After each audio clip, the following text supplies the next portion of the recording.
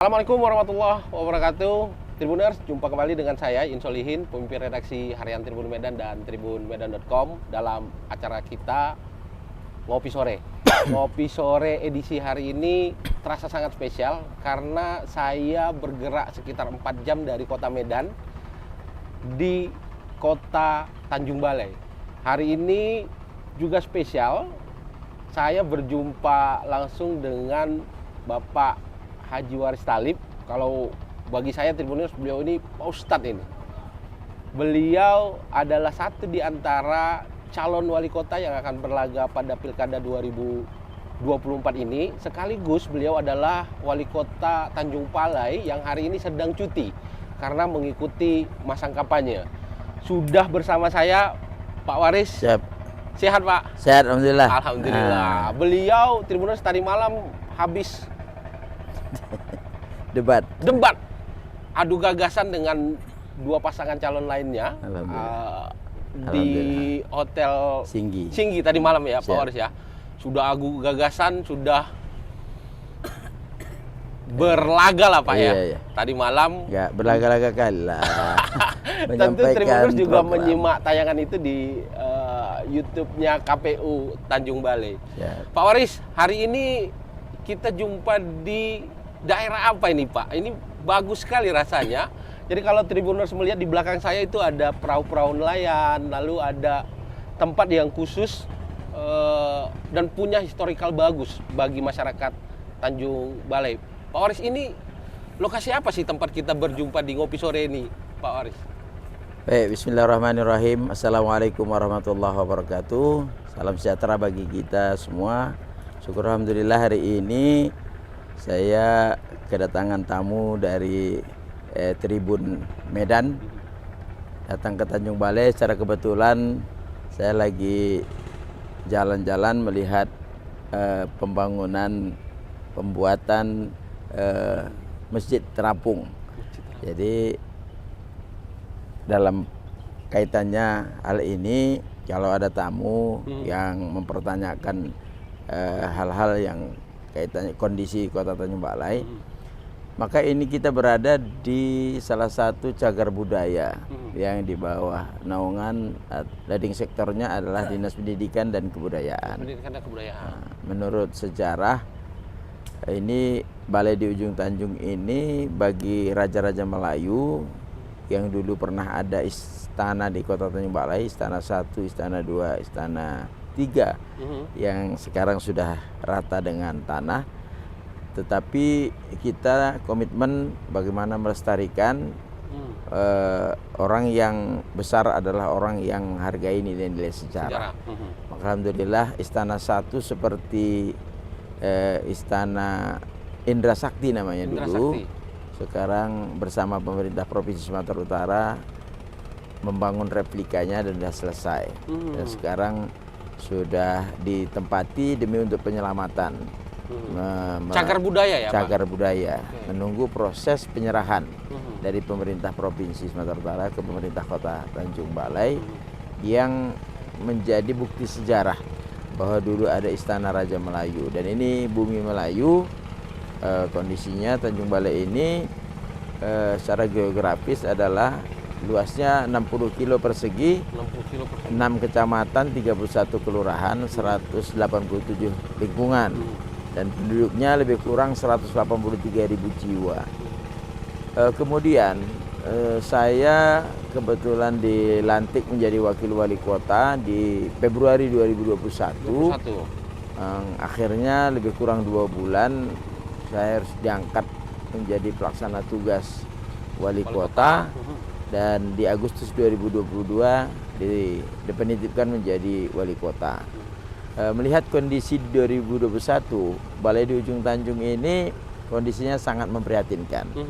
Pertama, tidak terurus dan hanya 1 tahun sekali ini dibuka. Balai di ujung Tanjung ini, saya tadi sedikit apalah Pak ya, cari-cari info. Katanya dulu ini tempat peristirahatan Sultan Iskandar Muda. Betul itu Pak? Betul, menurut sejarah.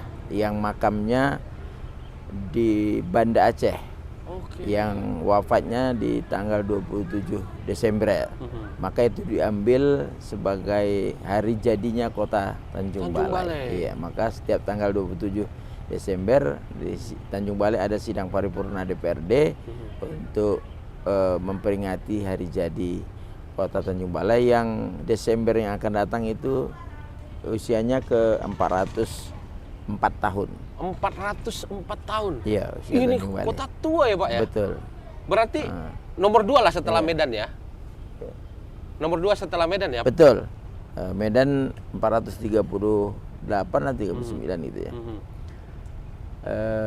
Kemudian bahwa ini abrasi sempat karena 15 tahun semak jadi hutan dan bahkan terkesan ini menjadi tempat kemaksiatan lah, kejahatan Oke.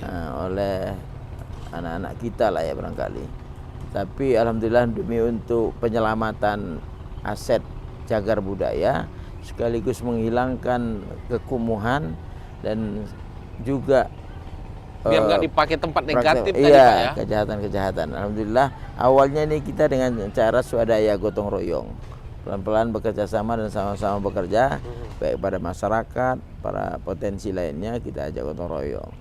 Ya, alhamdulillah ini lumayan lah karena Tanjung Balai tidak ada tempat wisata dan inilah titik koordinat destinasi wisata di kota Tanjung Balai, namanya Waterfront City. Waterfront City. Iya, dan dulunya ini direklamasi. Berarti dulu ini abrasi, Iya. lalu kondisinya belum sebagus ini ya Pak ya? Oh, Jadi belum. kita reklamasi ditimbun lah ini ya? Iya, ini lembah dulu. Bahkan ini dulu awal sejarahnya itu sungai. Nah, direklamasi, tapi karena tidak ada perawatan, akhirnya abrasi dan menjadi lembah dan semak menjadi seperti sudah gaya hutan lah. Alhamdulillah kita kerjakan secara gotong royong, hanya pelan-pelan, dan sekarang inilah satu-satunya tempat wisata yang kita mulai di kota Tanjung Balai dan setiap harinya sampai malam ini ratusan orang lah yang berkunjung kemari memanfaatkan untuk mencari suasana yang lebih asri, nyaman, dan mohon bantuan dukungan semua pihak lah. Jadi alhamdulillah karena kita memang perencanaannya ini memang betul-betul untuk tempat wisata dan prioritas saya untuk memimpin kota Tanjung Balai ini adalah untuk tempat pariwisata. Karena kita punya 2 sungai, Sungai Asahan dan Sungai Silo, bisa menjadi wisata air. Kemudian ada cagar budaya Balai di Ujung Tanjung, kemudian ada 9 pulau. 9 pulau di Posisi. aliran sungai. Betul, khususnya Sungai Asahan. Sungai Nah, Asahan. kalau yang arah ke barat itu Sungai Silo. Nah, maka ada jembatan jembatan Silo 1, Silo 2, Silo 3 yang sekarang belum Menghubungkan selesai. lah itu ya Pak nanti ya, mengkoneksikannya. Betul. Jadi Tribuners rupanya ini termasuk kota tua Tanjung Balai 404 tahun. Betul. Dan Pak Waris sudah kemudian melakukan revitalisasi, perbaikan terhadap Balai Ujung Tanjung. Iya. Dan Balai Ujung Tanjung ini rupanya punya historikal yang menarik Tribuners. Ini tempat persinggahan Sultan Iskandar Muda. Betul. Sebelum melakukan perjalanan kemanapun gitu ya Iya, Pak ya. Dan ini adalah juga lokasi pelabuhan katanya Pak. Perdagangan antar pulau dulunya. Begitulah waktu di zaman kerajaan Raja-Raja Melayu itu sebenarnya ya mampir istilahnya. Singgah lah iya, ya. singgah, istirahat. Jadi mereka ini dulu kalau menanti waktu-waktu sore, istilahnya bahasa Tanjung Balainya berangin-angin. Berangin-angin. Nah, jadi sambil menunggu kapal-kapal pulang, ini dijadikan tempat untuk istirahat. Nah, kemudian ya alhamdulillah ada saudara kita yang sekarang sukses di Jakarta, kemarin ketemu, bantulah Tanjung Balai ini bagaimana bisa lebih maju kaitannya dengan untuk pariwisata. Dan kebetulan ini Bang, bahwa Waterfront City ini ada berdiri pihara untuk umat Buddha, Oke. kemudian pihara untuk umat Konghucu, dan di tengah-tengah ini ada Tugu Perdamaian. Karena kota Tanjung Balai dulu sempat dijuluki kota intoleran. Jadi oleh FKUB Provinsi Sumatera Utara di bawah pimpinan Buya Dr. Andos Haji Maratua Simanjuntak datang ke Tanjung Balai, mengundang 6 agama, 11 etnis yang ada di Tanjung Balai, dari tokoh-tokoh masyarakat, tokoh agama, untuk menandatangani prasasti kesepakatan damai dari yang intoleransi menuju menjadi toleransi. Jadi terus kita rancang planning ke depan bagaimana pariwisata itu didukung dengan ada 4 kategori ya. Ada wisata air, wisata kuliner karena masakan Tanjung Balai, khas Tanjung Balai itu alhamdulillah. Ini seafoodnya terkenal, Pak Waris ini mantap-mantap. Saya sudah jajal ini sama tim Pak Waris. Nanti kita kita makan di warung. Kemudian ada wisata budaya. Karena pernah ada situs-situs sejarah cagar budaya. Ada historical budaya kita betul, tadi. dan kental dengan budaya Melayu yang perlu kita lestarikan. Karena budaya Melayu tidak boleh hilang di bumi. Ya. Kemudian terakhir wisata religi. Jadi karena kita terinspirasi bagaimana di sini bisa berdiri 6 rumah ibadah dari masing-masing umat. Ada pihara sudah berdiri Buddha, ada pihara sudah untuk umat Konghucu, tinggal menambah masjid, gereja dan kuil. Nah, jadi alhamdulillah untuk masjid itulah insya Allah nanti sedang persiapan ya Pak? Iya, mohon doa dukungan persiapan untuk Masjid Terapung karena berada di Waterfront City ini berarti tinggal gereja dan kuil. Dan alhamdulillah kemarin dari Sumatera Utara di Medan sudah datang mau membangun gereja. Nah, tinggal nanti kuil yang belum begitu lebih intens. Nah, jadi wisata religinya lah di sini. 4 unsur tadi akan menyatu lah dia. Insya Allah. Jadi Tribuners, kalau kita masuk ke kawasan Waterfront City ini, ke Balai Ujung Tanjung ini, kita udah lewat dulu tuh, nanti ada kelenteng, kemudian ada vihara, dan ada persiapan Masjid Terapung yang nantinya akan menjadi 3 ikon keberagaman umat beragama di Kota Tanjung Balai. Nanti saya akan ajak Tribuners untuk melihat secara langsung. Nanti ada kami juga berikan cuplikan area waktu kita akan masuk, bagaimana kemudian toleransi di Tanjung Balai juga sudah terjaga dengan baik, dan Pak Waris sedang menyiapkan Masjid Terapung. Nanti kita akan lihat bersama Pak Waris bagaimana sih apa bentuknya Masjid Terapung ini. Dan katanya Masjid Terapung ini juga nggak pakai APBD, Pak. Betul. Itu saya katakan alhamdulillah. Dulu dia tinggal di Tanjung Balai dalam pengusaha. Tetapi belum begitu sukses. Tapi sekarang dia pindah. Sudah sukses di Jakarta. Dan menariknya lagi, ini bukan beragama Muslim. Betul. Betul itu, Pak? Iya. Tidak beragama Islam, tapi dia bantu Tanjung Balai, bukan bantu saya. Tapi ini semua istilah saya berkat doa masyarakat Tanjung Balai. Kenapa ini dibuat Masjid Terapung kan gitu kan? Pertama menjadi ikon daya tarik pariwisata. Yang kedua, saya membayangkan bahwa Kota Tanjung Balai ini nanti akan ribuan orang yang berkunjung ke Tanjung Balai di tempat-tempat wisata ini. Jadi mereka ketika ingin beribadah pada waktunya sudah tersedia. Nah, jadi sebenarnya kalau masjid itu sih banyak di Tanjung Balai. Di dekat sini tapi juga rasanya ada. Pengen juga kita sholat di masjid yang terapung gitu kan. Ya.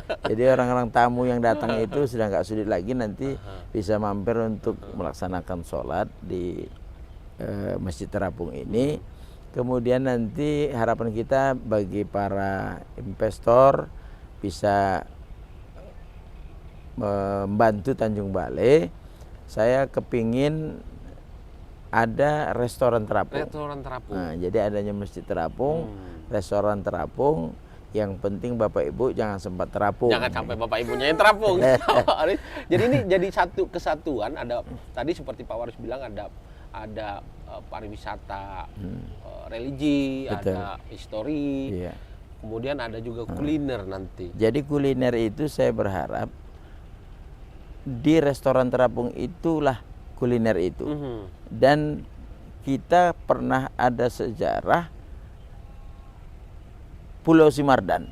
Pulau Nah, Simardan. yang terkenal dengan anak durhaka dan Seperti kejadiannya. cerita Maling Kundang itu ya, Betul. Pak Waris ya? Itu kejadian di Tanjung Balai. Dan pulaunya itu ada sekarang di situ letak lembaga pemasyarakatan. Nah, jadi itu punya sejarah, histori yang filmnya sedang digagas dan juga buku-bukunya tentang itu. Jadi kalau nanti ada teman atau sahabat saudara para investor membangun restoran terapung itu berada di kapal pesiar yang kapal itu Bisa mengunjungi objek. ya replikanya kapal Simardan. Oh. Nah, di dalamnya ada restoran. Jadi posisinya istilahnya restoran terapung karena berada di dalam kapal. Dalam kapal. Nah, jadi seperti daerah-daerah lain, Danau Toba ada kapal Pesiar yang baru ya, Pak. ya. Kemudian di Sulawesi ada beberapa daerah, di Makassar ya. Jadi kepingin di Tanjung Balai ada. Rasanya konsep yang sudah disiapkan Pak Waris ini sudah menarik lah Tribuners, bahwa dengan usia 404 tahun ada historikal yang menarik. Tadi ada cerita mirip-mirip Malin Kundang, Siap. kemudian dilengkapi dengan fasilitas, lalu ada kuliner nanti. Ya. Kalau sudah seafood sudah kita nggak bisa sanksikan lah seafood di Tanjung Balai ini ya Pak, Insyaallah, Pak Waris ya. insyaallah. Nah itulah yang kita Iya. next akan kita kembangkan ya Pak Waris ya. Nah, setelah kunjungan wisatawan ribuan orang datang ke Tanjung Balai, secara otomatis para pedagang masyarakat Tanjung Balai, pelaku UMKM itu pasti Akan akan merasakan dampak ya Pak. nah, dampak dan pertumbuhan ekonomi pasti akan meningkat. Jadi kita membantu saudara-saudara kita dengan cara seperti inilah untuk peningkatan, dan alhamdulillah nanti banyak saudara-saudara UMKM kita pasti tumbuh ya Pak ya. masyarakat kita yang terbantu untuk mencari nafkah, khususnya para pedagang dan pelaku UMKM. Saya sudah bayangkan insya Allah. Jadi saya mohon maaf ini, berilah saya kesempatan untuk 5 tahun ke depan agar planning perencanaan Bisa ini terus berlanjut. bisa berlanjut. Ini Pak Waris sudah mulai duluan ini. Kalau udah disinggung gini terpaksa saya masuk Serius. Tribuners. Jadi ceritanya Pak Waris ini berlaga kembali untuk Pilkada 2024. Walaupun hari ini posisinya cuti beliau ini. Akan masuk lagi Siap. di tanggal 24. 24. Akan aktif kembali menjadi wali kota di tanggal 24. Pas masa tenang lah itu Pak ya. Siap. 3 hari menjelang tanggal 27 November, masa pencoblosan di Pilkada Tanjung Balai dan Sumatera Utara nanti. Karena Bapak sudah singgung minta 5 tahun ke depan, maka saya mesti mewakili Tribuners untuk bertanya sama Pak Waris. Ya, Kemarin belum sampai 5 tahun ya Pak ya, karena 2021 ya. 3 tahun setengah. 3 tahun setengah. Itu udah ngapain aja Pak Waris untuk masyarakat Tanjung Balai? Hampir 3 tahun setengah itu. Tentu saya akan singgung untuk beberapa objek yang memang menjadi kebutuhan dasar masyarakat, Pak. Siap. Saya rasanya masuk lewat infrastruktur dulu deh. Karena tadi Pak Waris sudah singgung mau bangun ini, mau bangun itu. Infrastruktur bagaimana kemudian yang sudah Bapak lakukan sejauh ini? Jadi saya lebih awal memberikan penjelasan dan pencerahan ya. Saya khawatir masyarakat ini kurang memahami, dan istilah saya jangan gagal paham. Kemudian saya tidak ingin masyarakat ini sesat lagi menyesatkan. Kemudian gara-gara orang lain yang berbuat salah, akhirnya banyak orang yang kena dampak dosanya kan gitu. Saya di 2020 ikut kontes pilkada, kan saya berhenti dari pegawai negeri sipil, waktu itu jabatan camat. Pensiun dini, Pak? Tidak dapat pensiun karena waktu itu usia belum mencukupi. Jadi resign lah ini ya Pak? Iya, resign tanpa pesangon, tanpa pensiun. Kemudian niatan waktu itu kan menjadi wakil wali kota. Nah, Camat ya Pak waktu camat terakhir waktu ya? itu ya. Nah, masih ada lebih kurang 12 tahun lagi lah masa kerja saya. Lumayan ya Pak, Kalau masih. sampai Jadi Tribuners, eselon 2. waktu itu saya sudah pernah wawancara Pak Waris bagaimana perjalanan politik. Saya sudah sematkan linknya, nanti tinggal diklik akan mengantar bagaimana perjalanan karirnya Pak Waris Talib. Ya, Lanjutkan betul. Pak. Akhirnya saya lebih kurang 2 bulan karena ada musibah. Jadi saya ditinggal sendiri di Tanjung Balai tanpa wakil, dan oleh undang-undang dan peraturan saya dibenarkan untuk menjadi pelaksana tugas wali kota. Nah, kemudian ditetapkan menjadi definitif wali kota. Jadi posisi saya adalah meneruskan, melanjutkan dan menyelamatkan pemerintahan ini, kota ini sampai 2024. Ya. Nah, jadi harapan kita masyarakat ini mendoakan, mendukung dan membantu saya untuk menyelesaikan proses priorisasi ini. Lebih kurang 3,5 tahun. Kebetulan kan ini tidak cukup 5 tahun ya.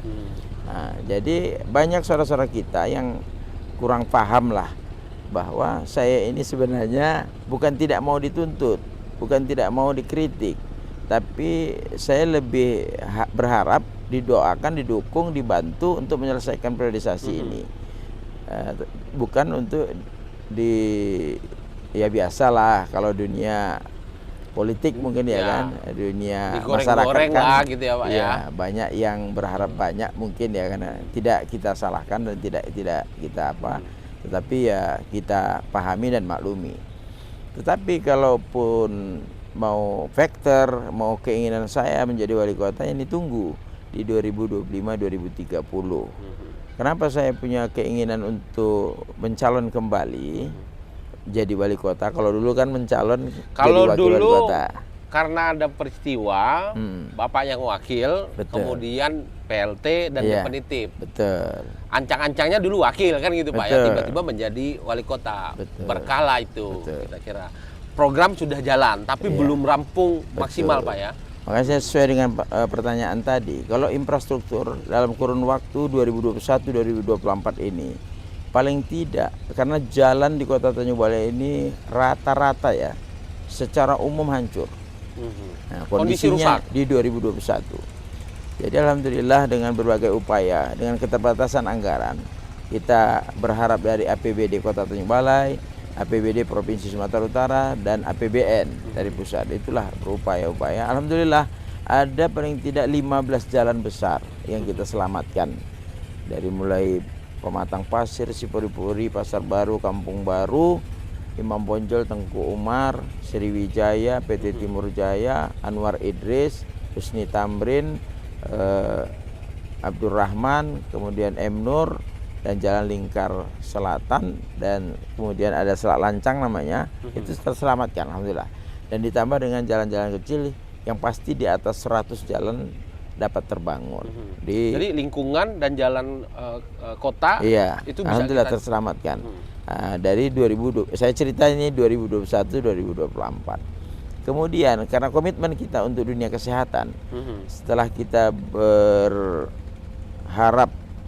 masyarakat ini dijamin kesehatannya, berupaya bekerja sama dengan BPJS, alhamdulillah 98% sudah jaminan kesehatan masyarakat Tanjung Balai, dan 2 kali kita sudah mendapat penghargaan dari Mendagri tentang UHC.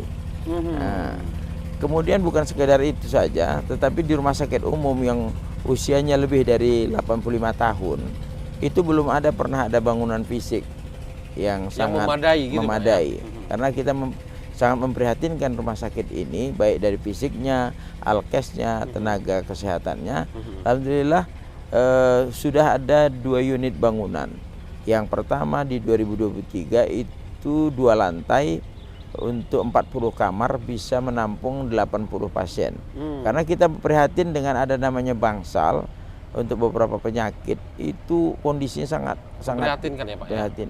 Jadi terinspirasi itu, maka membantu masyarakat itu. Kemudian sekarang sedang dibangun 1 unit 2 lantai untuk transfusi darah. Karena saya perencanaannya bagaimana rumah sakit ini betul-betul representatif dan menjadi harapan dan kebanggaan masyarakat Tanjung Balai. Jangan lagi ada yang dirujuk ke kota Medan atau kota lainnya. Bisa ditangani di RSUD aja. Betul, walaupun BPJS gratis, tapi ketika dirujuk dia harus meninggalkan biaya di rumah, biaya di perjalanan, biaya tinggal di Medan, biaya kos kembali, makan segala macam. Jadi kasihan, karena banyak yang gagal. Akhirnya mereka memutuskan untuk tidak berobat ke Medan. Ya istilah kalau cerita manusia, akhirnya meninggal di rumah, tidak tertolong. Jadi dengan harapan ini, maka sekarang alhamdulillah semasa kita menjadi kepala daerah ini ada paling tidak hampir 10 dokter spesialis dan dokter umum itu yang kita tarik dari luar. Kemudian ini sedang bagaimana berupaya belanja alkes. Tahun ini ada beberapa alkes yang bisa kita belanjakan. Dan kemudian fisik yang kita kejar terus, bahkan sampai dengan cuci darah nanti ada di Tanjung Balai.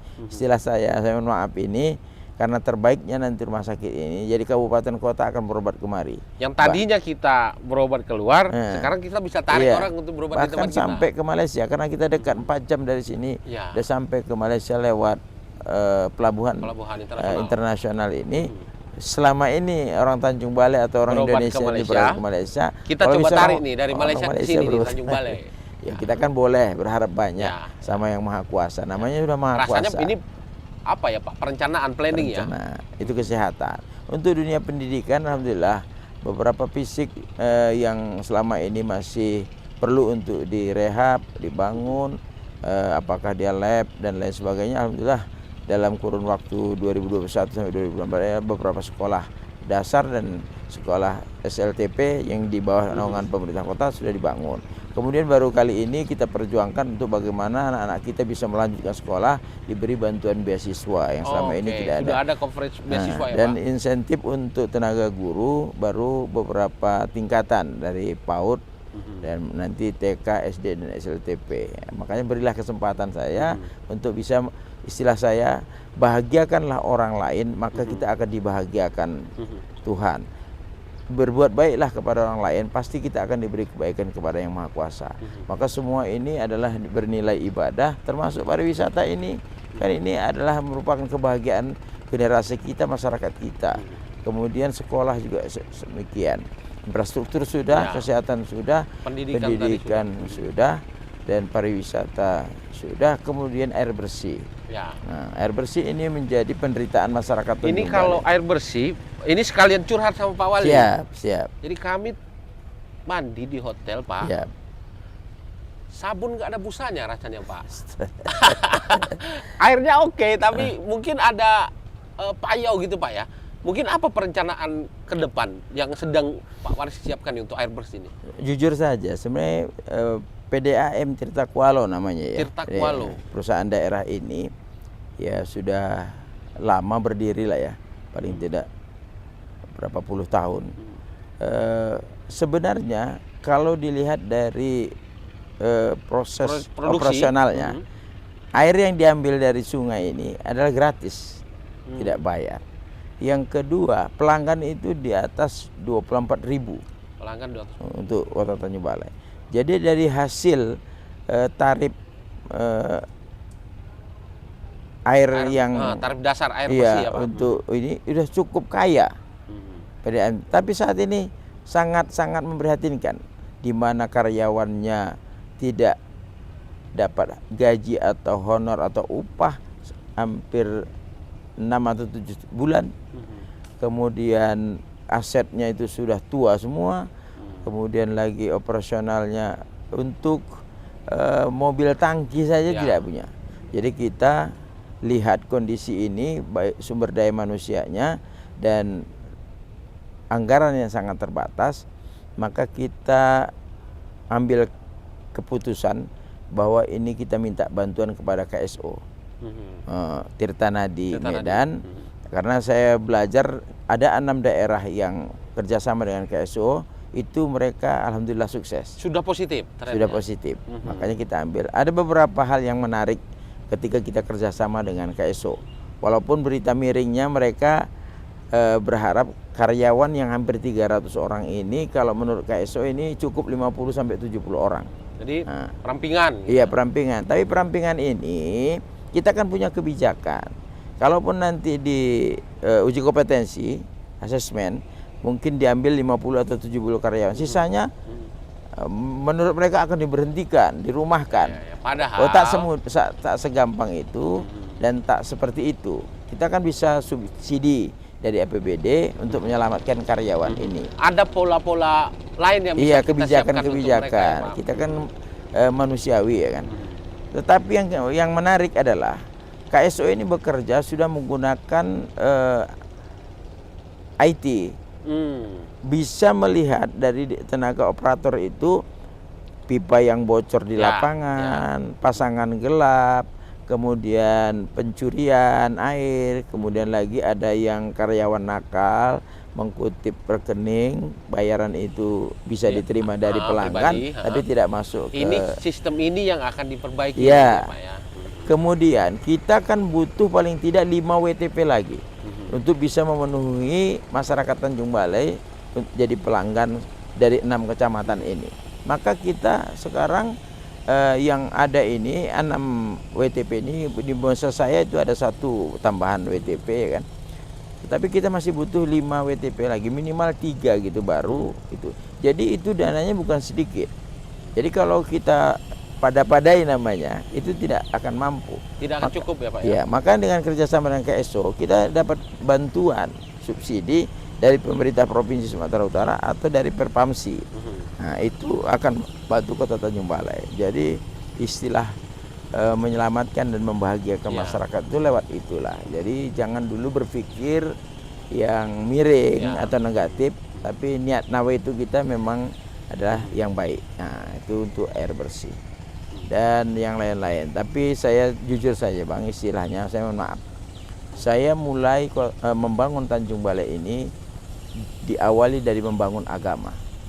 Nah, Tanjung Balai ini kita ciptakan menjadi kota religi. Kota religi ini bukan untuk satu agama, tetapi 6 agama yang ada. Kalau Islam, saya prihatin Tanjung Balai ini belum ada pondok pesantren. Di usia 400 tahun lebih ini, jadi kita kejar pondok pesantren, tempat-tempat tahfidz sebagai penyelamatan generasi kita, masyarakat kita.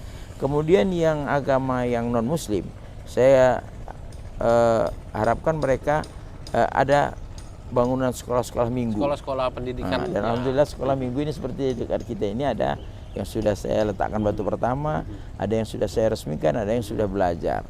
Jadi saya berupaya bagaimana seorang pemimpin yang adil, karena saya yakini salah satu doa yang dikabulkan adalah doa pemimpin yang adil. Nah, makanya saya adil, bahkan semua gereja sudah saya masuki di Tanjung Balai.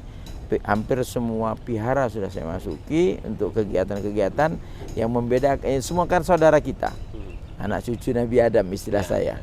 Tetapi yang membedakan kita adalah akidah dan ibadah. Kalau urusan akidah dan ibadah itu masing-masing lah ya. Masing-masing. Ada istilah Al-Quran lakum dinukum waliyadin.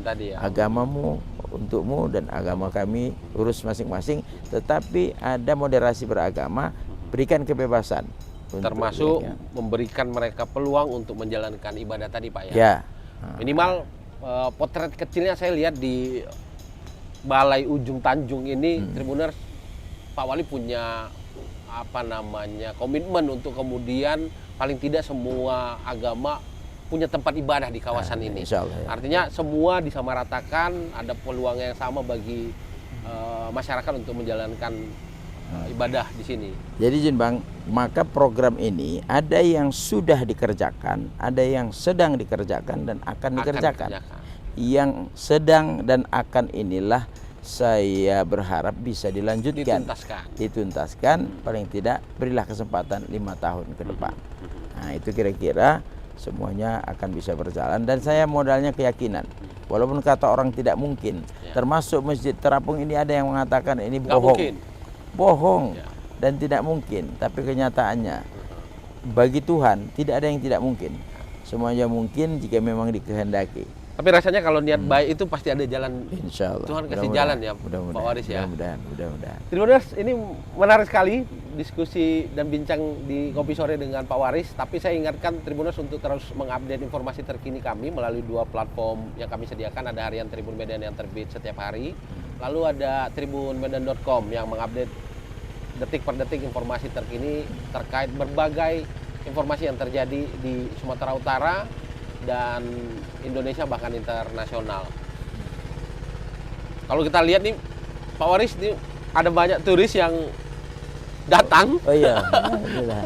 Memang agak sedikit mengganggu lah kita proses syuting ini, tapi mudah-mudahan kita bisa melihat sendiri Tribuners. Dari siang tadi kami melihat masyarakat berdatangan melihat kondisi balai ujung Tanjung ini, mereka berfoto, menyaksikan, apalagi nanti ada masjid terapung, ada kapal kuliner, restoran terapung.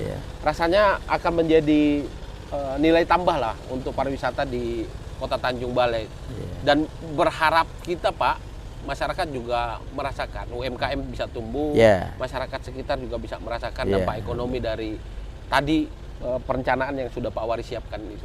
Siap, insya Allah. Pak, kemudian proses hari ini kan terakhir kita sudah debat tuh Pak tadi malam.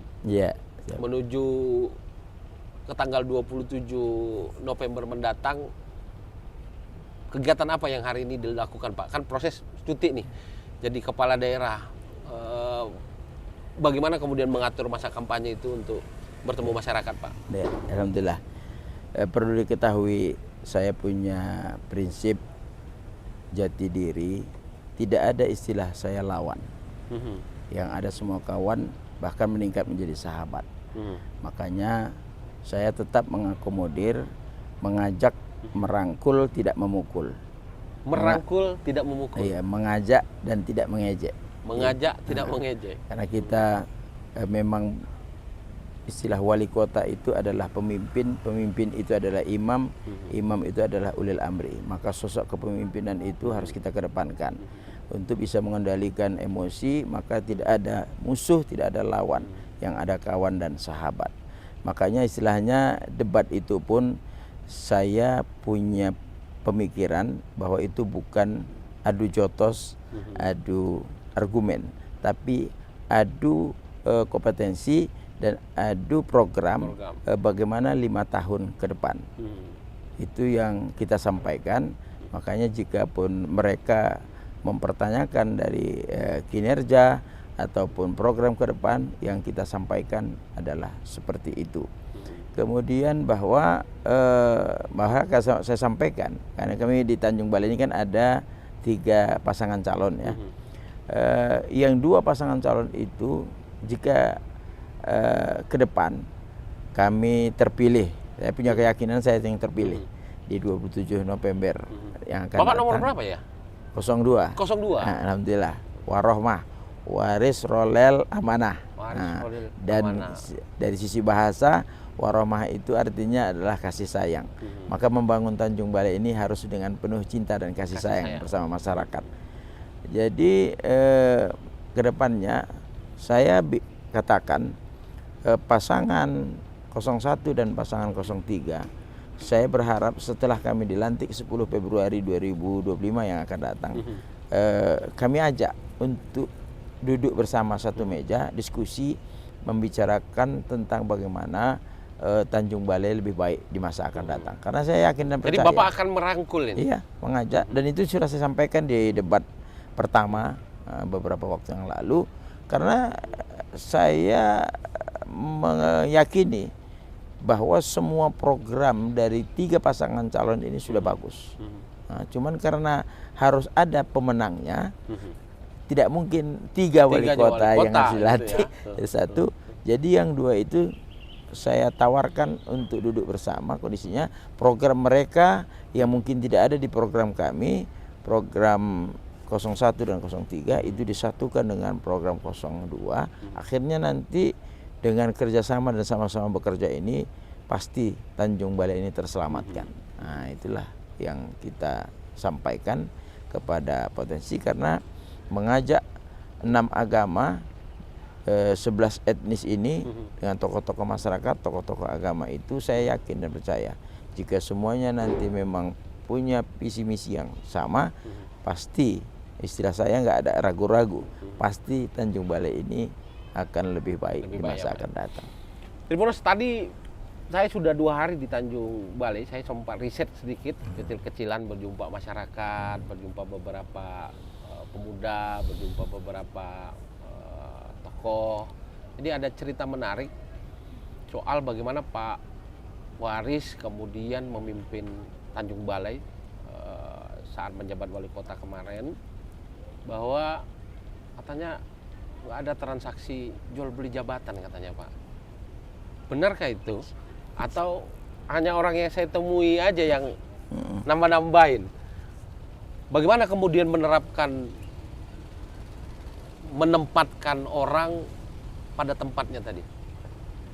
Izin saya nih Bang, saya kebetulan ya, nama saya kan Waris, tapi mudah-mudahan bisa mewarisi dari kepemimpinan Republik Indonesia ini, sekecil Tanjung Balai, Sumatera Utara, bahkan Indonesia.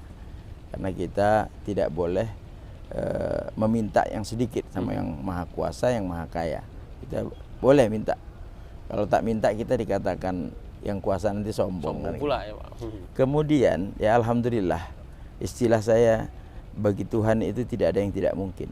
Semuanya mungkin. Contoh, kalau kita betul-betul mau mengikuti aturan dan peraturan yang ada, apa yang sudah disampaikan oleh pemerintah, disampaikan oleh agama, itu kita laksanakan. Saya pikir itu adalah udah yang terbaik. Dan tidak ada yang tidak bisa, tidak ada yang tidak mungkin. Ya, kota Tanjung Balai sejarah ini ya, istilah saya sekarang sudah terbuka aura. Ini bahasa spiritual ya, bahasa langit ya kan. Kenapa saya katakan begitu? Di usia 400 tahun lebih ini barulah pernah ada Presiden Republik Indonesia berkunjung ke kota Tanjung Balai. Maka Pak Insinyur Haji Joko Widodo sampai ke Tanjung Balai. Berarti itu pertama kali Presiden ke Tanjung Balai? Betul. Belum pernah ada Presiden ke Tanjung Balai Pak? Betul. Nah, jadi hanya yang dibangun tidak sampai 1 kilo. Jalan DI Panjaitan di sini itu impres. Bangunan tahun 2023 ya. Nah, itu satu. Yang kedua, keinginan Bupati Wali Kota se-Indonesia itu ada opini wajar tanpa pengecualian. WTP. Dari BPK. Nah, dan istilahnya apa namanya ya? Pecah telur atau apa sih namanya? Pecah telur. Iya. Belum pernah dapat. Belum pernah. WTP belum Betul, pernah dapat iya. Pak. Nah, jadi saya mohon maaf ya, saya tidak menyombongkan diri, tapi secara kebetulan gerak dari Yang Maha Kuasa baru sekarang WTP itu kita peroleh dari BPK, dan ucapan terima kasih kepada BPK. Karena istilah saya bukan mengejar WTP, karena WTP itu bagi saya bukan prestasi, tapi penghargaan. Nah, karena laporan keuangan kita yang selama ini cukup di bawah dengan baik ya, dari 33 kabupaten kota, sekarang kita sudah urutan yang ke-6. Dari 33 kabupaten kota? Iya, yang selama ini di urutan 30-an bahkan pernah. Dan pernah yang selama ini WDP bahkan pernah 2 kali disclaimer. Jadi wajar dengan pengecualian, ada catatan lagi? Iya, pernah. Maka saya minta pernah sama BPK, saya hanya minta tidak WTP lah, tapi jangan sempat disclaimer. Itu sudah saya.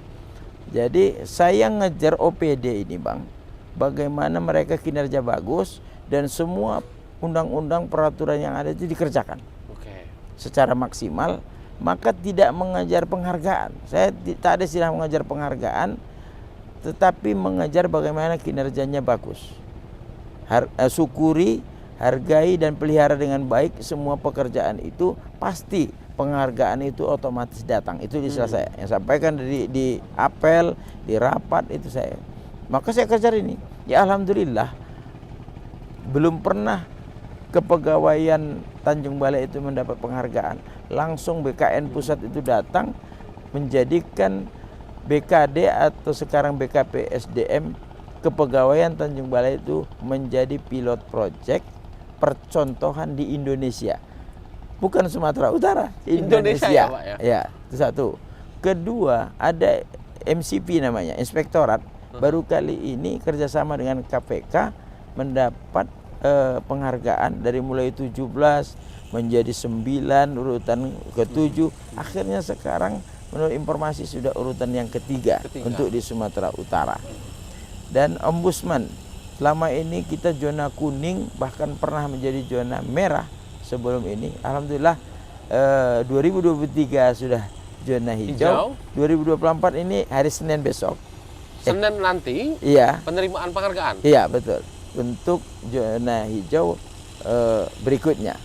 Nah, kemudian untuk hukum atau HAM itu kita sudah dapat dari kementerian bahwa kita termasuk salah satu daerah yang mendapat penghargaan tentang hukum dan HAM.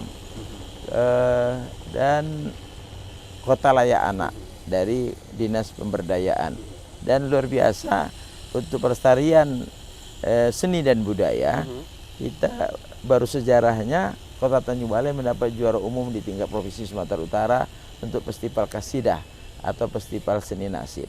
Kemudian tim penggerak PKK sudah 2 kali di masa kita itu mendapat juara umum dan belum pernah sejarahnya jadi juara umum.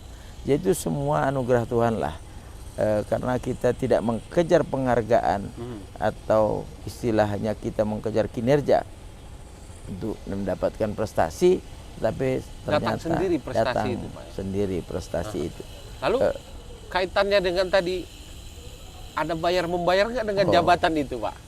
Jadi istilah saya mohon maaf ya, saya tidak juga malaikat. Saya punya hawa nafsu, punya keinginan kalau hal ini semuanya, tapi ini kata kuncinya adalah pengendalian. Jadi saya berpikir begini, dari mulai pegawai negeri sipil atau ASN saat ini, mereka kan ingin menduduki jabatan. Kalau tidak dinilai dari sumber daya manusianya, kompetensinya, maka bagaimana pemerintahan ini bisa bagus? Maka sejarah katanya bahwa Tanjung Balai pernah melakukan asesmen uji kompetensi sampai ke kepala sekolah, lurah, camat, kepala dinas sampai sekda baru kali ini. Makanya datang mungkin BKN punya penilaian, makanya dapat penghargaan tadi itu. Kita lakukan. Dan mereka yang memang berhasil dapat ranking yang terbaik, itulah yang berhak menduduki jabatan itu. Jadi memang Bapak terapkan sistem assessment. Iya. Dan itu bukan peraturan saya. Itu kita hanya mengikuti peraturan pemerintah. Menjalankan aturan yang sudah ada yang gitu. Sudah ada, betul. Padahal ada pula peluang di situ, Pak ya. Betul. Tadi yang mengendalikan tadi itu, Pak ya. Satu, yang kedua kaitannya dengan P3K, pengganti dari formasi pegawai kan. Ya. Itu saya tahu bahwa mereka, khususnya kemarin kita guru-guru, Bang. P3K Kita formasinya sebenarnya 250, tapi yang bisa mengikuti cuma 186. Alhamdulillah lulus semua 186 itu khusus guru. Dan itu kita evaluasi, kita nilai selama ini. Gaji mereka, honor mereka itu hanya 200.000, 300.000. Jadi ini bagaimana bisa kita selamatkan, dan bahkan bekerja ada yang sampai mencapai 15 tahun. Dengan gaji 250.000 ya, Pak. Bisa bertahan mereka itu luar per biasa. bulan ya, Pak? Iya, prihatin kita. Untuk beli makeupnya saya tak cukup.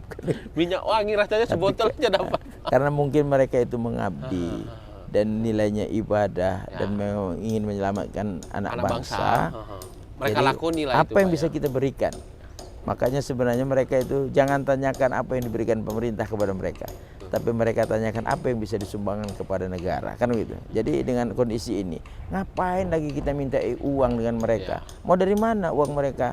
Kita minta gajinya, honornya aja 250.000 per bulan. Jadi alhamdulillah. Artinya ini 180 orang itu 86 itu alhamdulillah hari ini lulus P3K semua. Nah, dan insya Allah istilah taraf hidupnya akan lebih meningkat lah, Pak ya. Satu. Kedua, istilah saya istilah Tanjung Balai ini seperak dibelah 7 istilahnya. Seperak dibelah 7. Itu tidak ada kita pungut bayaran apa-apa. Cukup mereka menyelesaikan administrasinya, ya keluar biaya mereka itu mengurusi administrasi dan lain-lain. Dan mereka ya uji kompetensi, ujian. Kemudian lagi ya yang lain-lain ya kita coba melakukan pembayaran itu melalui aplikasi memanfaatkan IT yang mengurangi nilai-nilai korupsi. Jangan ada pembayaran tunai. Artinya nggak ada potong atas nih Pak ya? Tidak ada. Jangan ada yang megang uang. Jadi transaksi dibuat digitalisasi. Betul. Semoga memperkecil upaya-upaya untuk korupsi tadi ya, Pak? Secara kebetulan Tanjung Balai sudah mendapat dukungan menuju Smart City. Dan 2 kali kita sudah dapat penghargaan itu karena kita sudah menggunakan digitalisasi tadi. Nah, jadi yang nakal-nakal karena uang dipegang udah nggak bisa ya, sudah Pak? nggak bisa sistem, semuanya ambil di rekening bank. Nah, Ini itu salah satu 250.000 potong limpul nanti kan gitu Pak ya. Artinya sistem yang dibentuk juga memperkecil penyimpangan gitu Pak. Ya. Sistem digital ini juga Alhamdulillah. memperkecil penyimpangan itu dilakukan. mungkin prakteknya, jadi mungkin penilaian dari beberapa instansi pemerintah pusat, provinsi mungkin seperti itu. Baik. Tribuners, tanggal 27 November 2024 momentum kita untuk melakukan proses pemilihan secara demokrasi. Pak Waris adalah satu di antara orang yang akan menjadi kontestan di pilkada nanti. Tapi sebelum menutup, nanti penutup ngopi sore kita, saya dan Pak Waris akan melihat dari dekat bagaimana sih bentuknya Masjid Terapung sambil menutup ngopi sore kita hari ini. Tapi sebelumnya Pak, mungkin ada pesan Pak pada masyarakat Tanjung Balai, bagaimana kemudian menyikapi pilkada di 2024 di tanggal 27 November mendatang, Pak Waris. Baik, baik, makasih Bang. Saya berharap kepada masyarakat Kota Tanjung Balai, karena kaitannya dengan tahun politik, identik dengan ada istilah black campaign, teori pembusukan, informasi yang salah. Saya berharap pesan agama di semua agama pasti ada, bahwa tidak ada istilah fitnah, tidak ada istilah informasi yang salah, sehingga gara-gara yang salah artinya penilaian juga salah. Kemudian yang kedua, bahwa ayo kita kerjasama dan sama-sama bekerja demi untuk Kota Tanjung Balai yang tercinta ini. Kita duduk bersama, semua potensi harus kerjasama, baik eksekutif, legislatif, dan yudikatif. Kemudian tokoh-tokoh etnis, tokoh agama, itu semuanya kita rangkul untuk bekerja sama. Bagaimana? Bahkan kita pernah berikan waktu 4 jam bersama wali kota, mengundang semua tokoh dan narasumbernya tunggal, saya sendiri, agar tidak ada yang tersumbat. Dan saya jangan sombong mengaku mampu dan bisa, ternyata penilaian masyarakat, aspirasi masyarakat tidak. Jadi di situ kita beri ruang kepada masyarakat, semua tokoh. Kemudian harapan kita untuk pilkada yang akan datang di 27 November, berbondong-bondonglah, ramai-ramai datang yang terdaftar di DPT untuk menggunakan hak suaranya. Pilihlah yang terbaik dari sekian calon yang ada. Kalau istilah saya, pilihlah yang berpengalaman, yang sudah memang bekerja dan tidak rencana atau coba-coba, yang mudah-mudahan itu bisa menjadikan Tanjung Balai ini lebih baik di masa akan datang.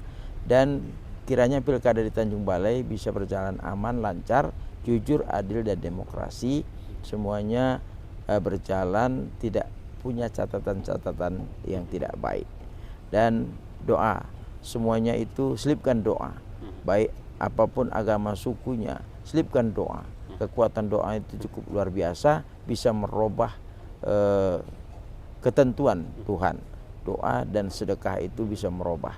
Makanya hal ini wajib dilakukan bagi kita semua.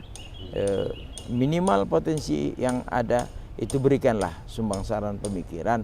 Dan istilah saya, tidak ada istilah musuh, tidak ada istilah lawan, semuanya kawan, dan insya Allah menjadi sahabat. Karena dengan cinta dan kasih sayang di antara kita, itulah potensi untuk bisa membangun kota ini. Bangunlah dengan mengawali dengan nilai-nilai agama, dan mudah-mudahan semua kita akan bisa berjalan. Ada istilah saya, jika dibantu agama Allah, maka Allah akan membantu dan memudahkan segala urusan kita dan mengkokohkan kedudukan kita. Kemudian jika penduduk ini beriman dan bertakwa, maka akan ada keberkahan baik dari langit maupun dari bumi. Jadi sudah tidak manusia lagi menghayal untuk bisa mengatur semuanya, tetapi ikut campur tangan Tuhan yang Maha Kuasa, sehingga yakin dan percaya menuju masyarakat makmur dan sejahtera itu akan lebih tercapai. Inilah mungkin harapan kita untuk kota Tanjung Balai ini. Mungkin bisa.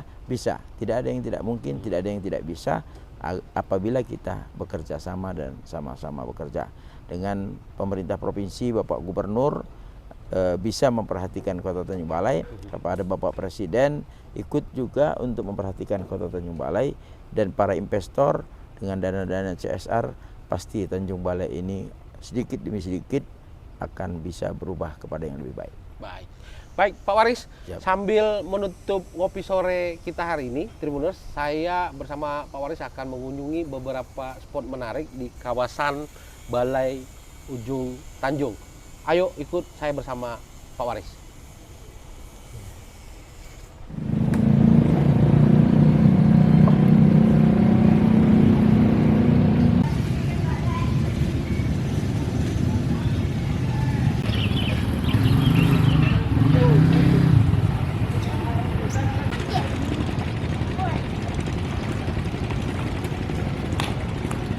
Jadi Tribuners, inilah dia Masjid Terapung yang tadi dibilang sama Pak Waris. Saya juga nggak seekspektasi ini bahwa bisa rupanya kita buat Masjid Terapung ya Pak. Iya. Jadi ini masjid sedang dalam pembangunan. Kalau Tribuners melihat teman-teman pekerja sedang menyelesaikan lantai.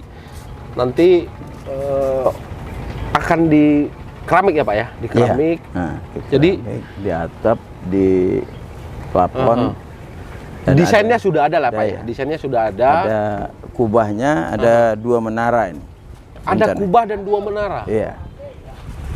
Rasanya ini yang tadi Tribuners diceritakan Pak Waris bahwa Masjid Terapung ini yang disumbang oleh seseorang yang non Muslim.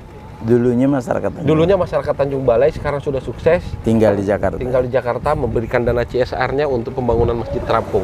Gitu kira-kira Pak Waris ya? Ya gitulah. Dan menurut pengusaha, karena ini kan disubkan kepada pengusaha untuk mengerjain ini, konstruksi apa namanya? Itu katanya hampir mencapai 1 miliar. Pembangunannya ini? Dan desainnya ini seperti Masjid Demak, kemudian 15 kali 12 lebarnya. 15 kali. Dan ini tidak menggunakan tongkat, menggunakan jangkar. Jadi kalau diangkat jangkarnya bisa pindah nih masjid? Bisa. Dan nanti ditetapkan kiblatnya, baru diletakkan jangkarnya. Makanya dalam waktu nanti kalibrasi dulu lah Pak ya, kalibrasi derajat kiblat kita, baru nanti diletakkan jangkar itu. Dalam waktu dekat kita undang nanti Kementerian Agama, MUI, FKUB untuk dan Tribun. Salah. Untuk peletakan kalau monumen pembangunan ya, bukan batu pertama, tapi penetapan kiblat. Dan mungkin selanjutnya insya Allah akan ada peresmian lah. Kalau bisa kita undang Bapak Presiden Republik Indonesia. Pak Prabowo harus datang. Pak Jokowi sudah datang ke sini. Pak Presiden Prabowo rasanya harus datang juga ke Tanjung Balai. Tribuners, ini menarik. Nanti ini yang dikatakan Pak Waris, ada masjid, nanti ada restoran terapung. Dari sebelah sana tadi kita melihat sudah ada 2 tempat ibadah, ada vihara dan ada kelenteng. Lalu akan ada gereja nanti di sini, lalu akan ada kuil. Rasanya pesan dari Tanjung Balai ini, pesan kedamaian ini mesti kita kabarkan ke seluruh Indonesia. Demikian ngopi sore bersama Pak Waris Thalib dari Tanjung Balai. Mudah-mudahan ngopi sore hari ini bermanfaat untuk kita dan sukses untuk Pak Waris. Terima kasih Bang. Mudah-mudahan semua yang sudah direncanakan dijabah oleh Allah, diberikan kesempatan lagi untuk menyelesaikan. Iya, insya Allah. Orang Abang pun pembangunan. semua kru sehat-sehat, sukses dan terus meniti karir yang lebih baik. Dan Tribun kita doakan terus bisa bermanfaat bagi orang banyak, khususnya proses membantu pembangunan di Kota Tanjung Balai, Sumatera Utara, bahkan di Indonesia, yang mudah-mudahan Indonesia ini akan lebih baik di masa akan datang di bawah pimpinan Bapak Prabowo dan Pak Gibran, dan nanti insya Allah gubernur yang akan datang yang terpilih juga akan bisa memperhatikan kabupaten kota di Sumatera Utara, khususnya kota Tanjung Balai. Tribuners, terima kasih sudah menyimak tayangan Ngopi Sore edisi hari ini. Kita berjumpa di Ngopi Sore berikutnya. Assalamualaikum warahmatullahi wabarakatuh.